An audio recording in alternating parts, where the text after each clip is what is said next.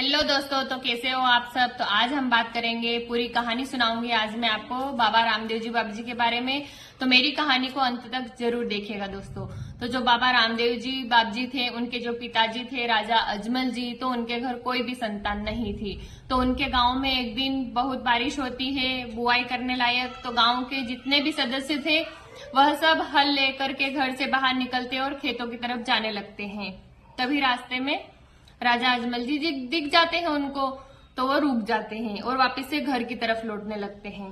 तो राजा अजमल जी पूछते हैं कि अरे तुम, इतनी अच्छी बारिश हुई है, बुआई का समय है, तुम घर की तरफ क्यों जा रहे हो। तो वह सब लोग बोलते हैं, अरे हमने सुबह सुबह तुम्हारा चेहरा देख लिया, अब तो हमारी फसल निश्चित ही खराब होगी। तो राजा अजमल जी चौंक जाते हैं कि अरे ये सब ऐसा क्यों बोल रहे हैं।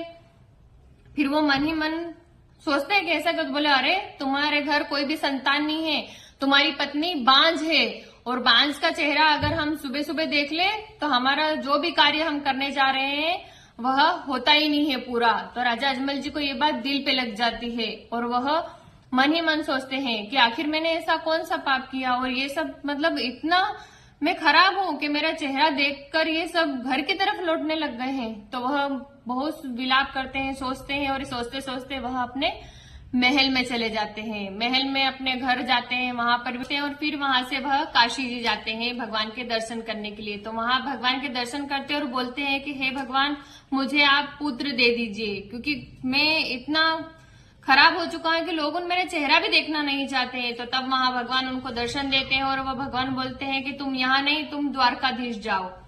फिर वह वहां से अजमल जी घर जाते हैं और अपनी रानी को बोलते हैं कि मुझे द्वारकाधीश जाना है। तो उनकी जो रानी रहती है, उनकी जो पत्नी रहती है, वह मोतीचूर के लड्डू बना करके राजा अजमल जी को देती है कि आप जाइए द्वारकाधीश, वहां पे दर्शन करिएगा। फिर वह वहां से निकल जाते हैं और द्वारकाधीश पहुंचते हैं। द्वारकाधीश पहुंचते हैं तो वह जहां मंदिर में जाते हैं तो मंदिर के पट बंद हो जाते हैं।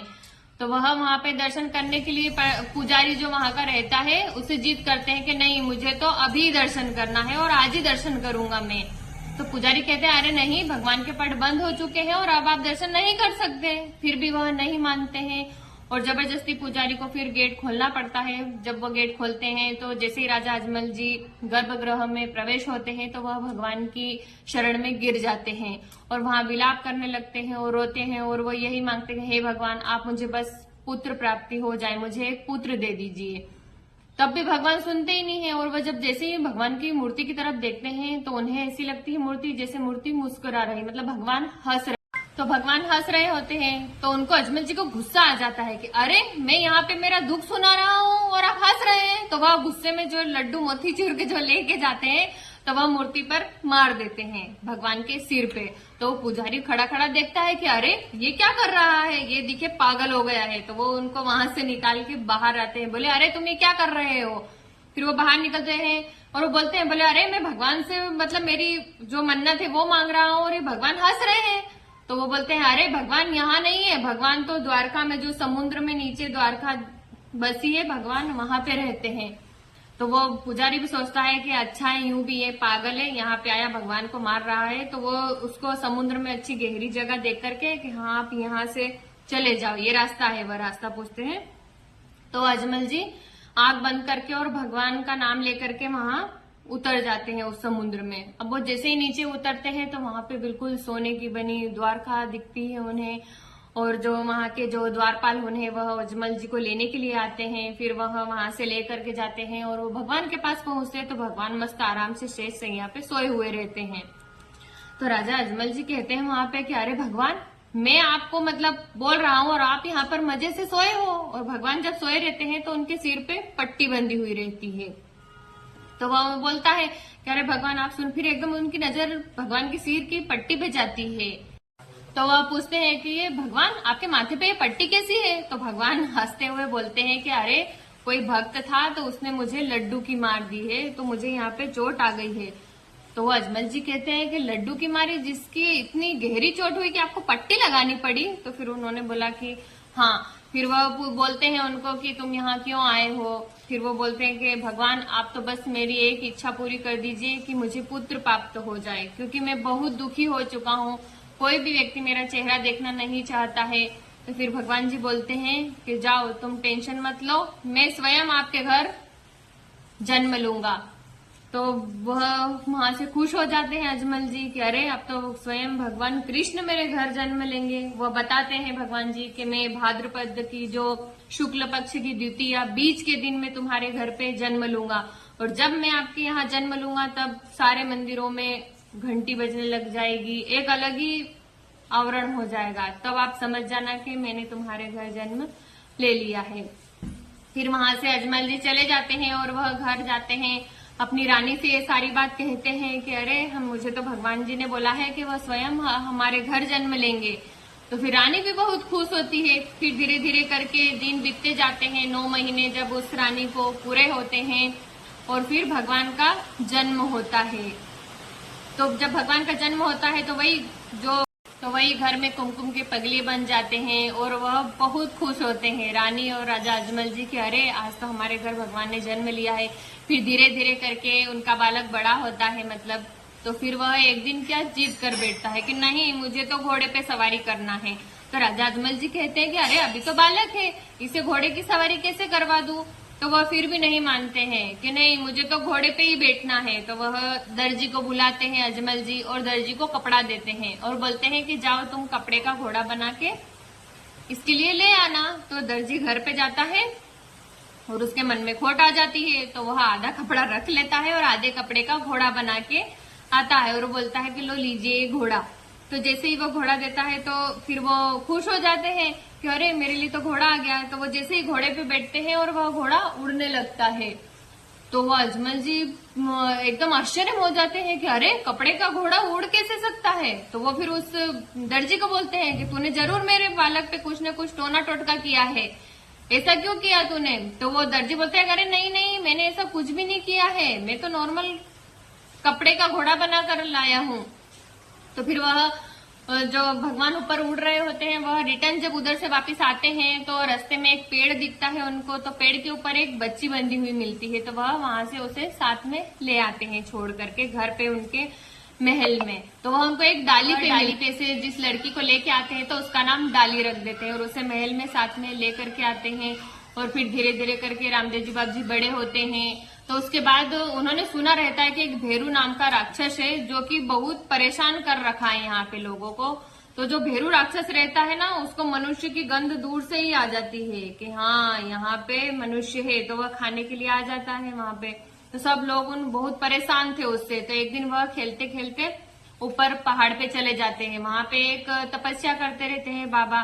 तो उनको तो वो कुछ भी नहीं करता राक्षस, क्योंकि वो तपस्या करते हैं कि चलो ठीक है तो सन्यासी बाबा है क्या खाऊं मैं इसको। तो फिर वो वहां पे जाते हैं और उन बाबा से बात करते हैं भगवान रामदेव जी। तो वह बातों बात फिर वो उनको बोलते हैं कि अरे बालक तुम यहाँ क्या कर रहे हो, तुम्हें पता भी है कि यहाँ पे भेरू नाम का राक्षस रहता है, अगर उसने तुम्हें देख लिया तो वो अभी खा जाएगा। तो फिर वो बोलते हैं कि अरे अच्छा। तो वो बोलते हाँ। तो बोले फिर मुझे छुपा लो। तो वो उनकी कुटिया के अंदर उनको छुपा देते हैं और ऊपर से गोदड़ी डाल देते हैं। तो वो फिर उधर से आता है राक्षस, उसको तो गंध आ जाती है मनुष्य की। तो वो ढूंढता हुआ आता है और कहता है बाबा मुझे मनुष्य की गंध आ रही है। तो वो बोलते हैं अरे नहीं नहीं तुझे गलतफहमी हुई, यहाँ पे कोई भी नहीं है, देख ले यहाँ तो मैं ही हूँ, ले मैं ही बचाऊं, मुझे ही खा ले तू।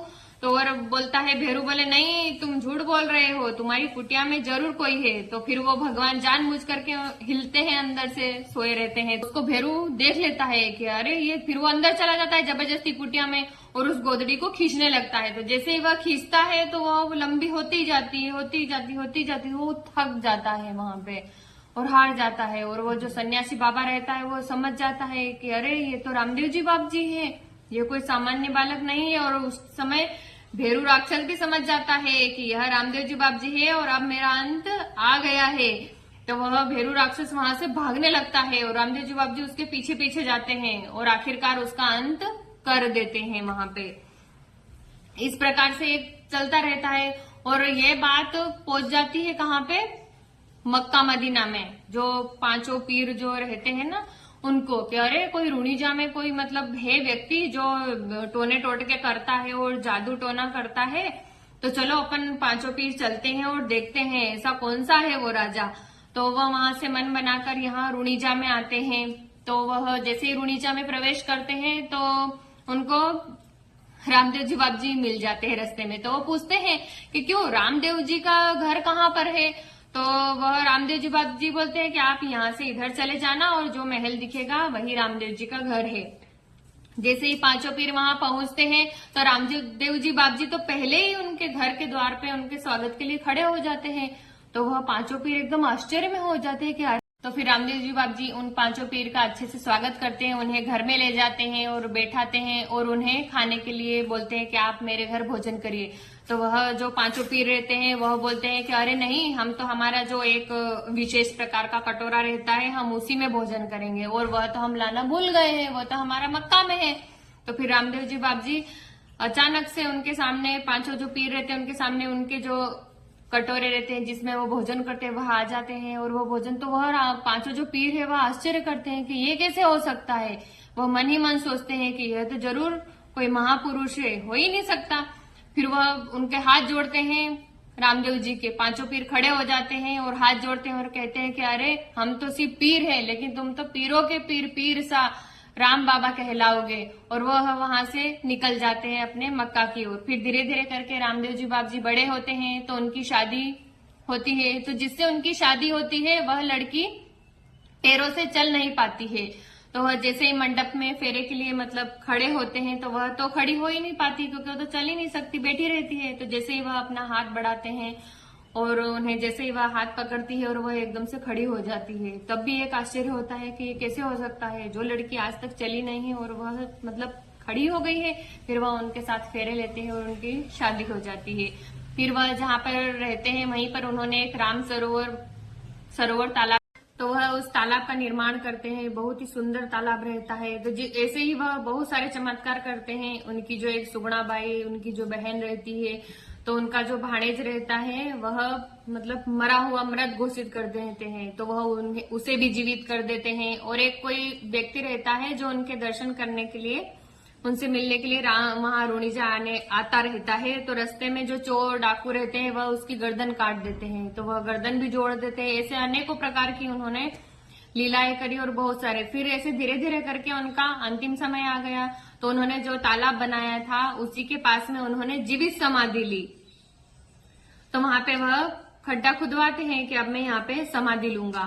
तो वह जैसे ही समाधि के लिए खड्डा खुदवाते हैं, सारे गांव के लोग इकट्ठे हो जाते हैं। तो तभी डाली बाई को पता चलता है कि अरे ये क्या, रामदेव जी बाबा जी मतलब समाधि ले रहे हैं। तो वह दौड़ी दौड़ी वहां पर आती है और वो बोलती कि रुक जाओ, ये इसमें मैं समाधि लूंगी। तो रामदेव जी बाबा जी बोलते हैं कि क्यों, ये तो मैं मेरे लिए खुदवा रहा हूँ। तो बोले कि सुनो, अगर ये खड्डा आप जो खुदवा रहे हो, अगर इसमें से कंघी या चूड़ी निकले तो ये समाधि मेरी रहेगी, और अगर पीले कलर का वस्त्र निकले तो यहाँ तुम समाधि लोगे। तो जैसे ही खोदने लगते हैं दोस्तों, तो ये तो भगवान की लीला है, आप जानते ही हो। तो जैसे ही खोदते हैं तभी कंघी निकलती है और चूड़ी निकलती है। तो वहां पे डालीबाई अपनी समाधि लेती है और जस्ट पास में ही रामदेव जी बाबा जी, तो फिर वह वहां पे समाधि ले लेते हैं दोस्तों। तो मैं आपको बता दूं कि रामदेव जी बाबा जी का जो स्थल है वह बहुत ही अच्छा स्थल है, और वहां पे लोग अपनी मनोकामना मांगने के लिए जाते हैं। और वहां पे जाति भेदभाव बिल्कुल भी नहीं है, क्योंकि आपने सुना ही है मेरी कहानी में कि जो मक्का मदीना से पीर आए थे, मतलब वहां पे ऐसा कोई जातिवाद का है नहीं, बिल्कुल वहां पे हर व्यक्ति जा सकता है और हर व्यक्ति की मनोकामना पूरी होती है। और वहां पे जो भी व्यक्ति की मनोकामना पूरी होती है तो बहुत सारे लोग अनुमान करते हैं कि वह नीला घोड़ा चढ़ाते हैं, कपड़े का बना हुआ घोड़े वहां पे चढ़ते हैं दोस्तों। मैं तो वहां पे गई नहीं हूँ अभी तक, पर जाने की इच्छा है और जरूर जाऊंगी मैं रामदेव जी बाबा जी के दर्शन करने के लिए दोस्तों। तो आपको मेरी कहानी कैसी लगी मुझे लाइक कीजिएगा, कमेंट कीजिएगा, और इसी तरह की कहानी अगर आप सुनना चाहते हो तो मेरे चैनल को सब्सक्राइब कीजिएगा दोस्तों। मिलते हैं नेक्स्ट वीडियो में।